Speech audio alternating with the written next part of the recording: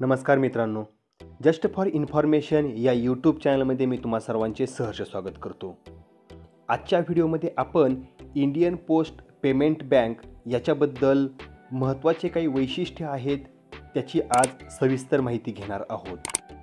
वेगाने पसरत चाललेले हे जे नेटवर्क आहे डिजिटल भारत, त्या डिजिटल भारतचा एक महत्त्वाचा भाग म्हणजे इंडियन पोस्ट पेमेंट बँक, ज्याची सुरुवात 1 सप्टेंबर 2018ला माननीय पंतप्रधान यांच्या हस्ते झालेली आहे. तसं पाहायला गेलं तर अतिशय विशाल असं नेटवर्क याचं आहे आणि या विशाल नेटवर्कच्या माध्यमातून तुम्हाला डोअर स्टेप सर्व्हिस म्हणजेच घर बसल्या सेवा आणि सुविधांचा लाभ मिळणार आहे. आणि या सेवा सुविधांचा लाभ घेण्यासाठी खरी गरज आहे ती या सर्व सोयीसुविधांची आणि ह्या बँकेबद्दलची माहिती तुमच्यापर्यंत पोहोचवणे आणि तुमच्यामध्ये याची जनजागृती करणे. जर याबद्दलची सर्व सविस्तर माहिती तुमच्यापर्यंत मिळाली तर नक्कीच आपला देश हा डिजिटल इंडिया झाल्याशिवाय राहणार नाही. हीच माहिती मी तुमच्यापर्यंत पोहोचवण्याचा प्रयत्न या व्हिडिओच्या माध्यमातून करत आहे. खरं तर विश्वासाचे दुसरे नाव असं आपण ज्याला म्हणतो त्या इंडियन पोस्टने ही इंडियन पोस्ट पेमेंट बँक सुरू केलेली आहे आणि याच्यावरती पूर्णपणे नियंत्रण हे रिझर्व्ह बँक ऑफ इंडियाचं आहे, ज्याच्या नियंत्रणाखाली ही बँक चालते आहे. या बँकेमध्ये अकाउंट उघडण्यासाठी तुम्हाला कोणत्याही एका खेड्यामध्ये तुम्ही गेलात, म्हणजेच बघा भारतामधील कोणत्याही खेड्यामध्ये तुम्ही जाऊन कोणत्याही पोस्ट ऑफिसमध्ये जाऊन तुम्ही तुमचं अकाउंट उघडू शकता.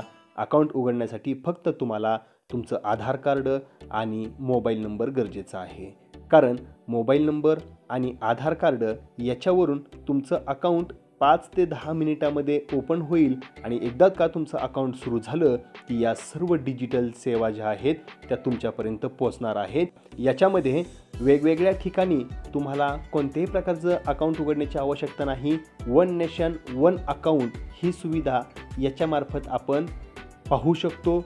याच्यात एकदा जर तुम्ही अकाउंट ओपन केलं तर याच्यामध्ये तुम्हाला ज्या मिळणाऱ्या सोयीसुविधा आहेत त्यामध्ये SMS बँकिंग आहे. जसं बाकीच्या बँकांनी तुम्हाला SMS सुविधा दिलेली आहे, प्रत्येक ट्रान्झॅक्शनचं SMS तुम्हाला याच्यामार्फत येईल.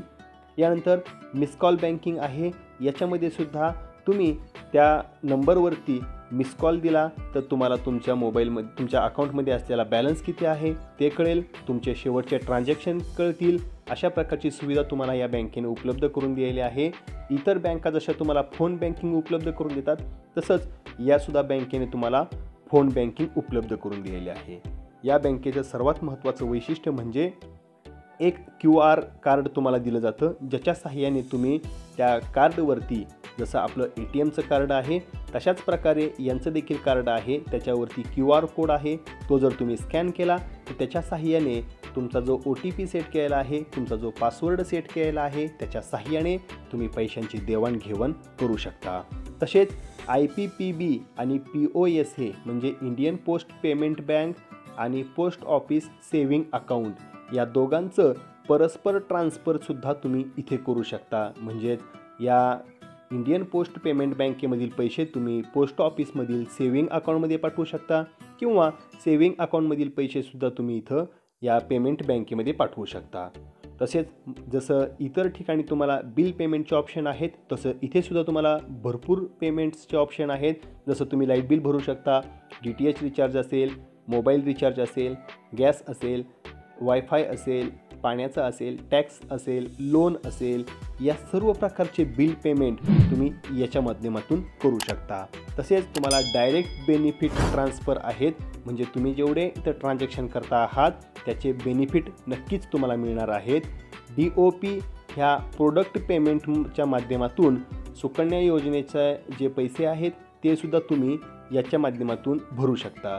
सुरुवातीला तुम्हाला 100 रुपये भरून हे अकाउंट ओपन करण्यासाठी संधी दिली होती, परंतु आता सध्या झिरो बॅलन्सवरती सुद्धा तुम्ही हे अकाउंट ओपन करू शकता.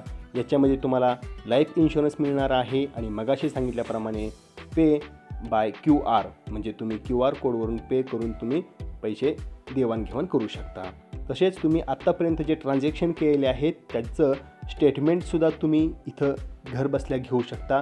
म्हणजे ज्या सोयीसुविधा आहेत, ज्या बँकेने आपल्याला मिळवून दिलेल्या आहेत, जसं RD भरणे असेल, इतर सर्व प्रकारचे बिल पेमेंट्स असतील, ते सर्व आपण या इंडियन पोस्ट पेमेंट बँकेच्या माध्यमातून करू शकतो.